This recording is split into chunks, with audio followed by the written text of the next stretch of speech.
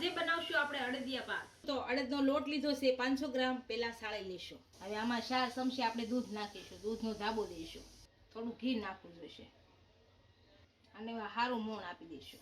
અને છે ને થોડી વાર દબાવી અને ઢાંકીને મૂકી દઈશું। 10 મિનિટ જેવું થઈ ગયું છે ને આપણે લોટમાં ધાબો દેવાઈ ગયો છે। આને હવે જાડી સાણી ઘઉં સાળવાને આવે એનાથી સાળી લઈશું। આપણું ઘી ગરમ થઈ ગયું છે અને આ 100 ગ્રામ ગુંદર લીધો છે, આને પહેલા આપણે તળી લઈશું ઘીમાં। ધીમે તાપે તળવાનો હાવ, એટલે આપણો ગુંદર બળી ન જાય। આપણું ઘી ગરમ થઈ ગયું છે, આમાં અડદનો લોટ શેકી લેશું। આ રીતે હળવું હળવું શેકશું એટલે ઘી બધું જ છૂટું પડી જાય શાકડી। આ બાજુમાં સુલે આપણે સાણી મૂકીશું, આમાં ખાંડ નાખીશું, ખાંડ બુડે એટલું પાણી નાખશું। આપણો લોટ શેકાઈ ગયો છે, એકદમ કલર બદલી ગયો, જો આ રીતનો થઈ જવું જોઈએ।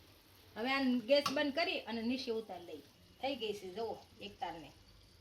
આને આ લોટમાં નાખી દઈશું, આમાં અમે ગુંદર નાખી દઈશું।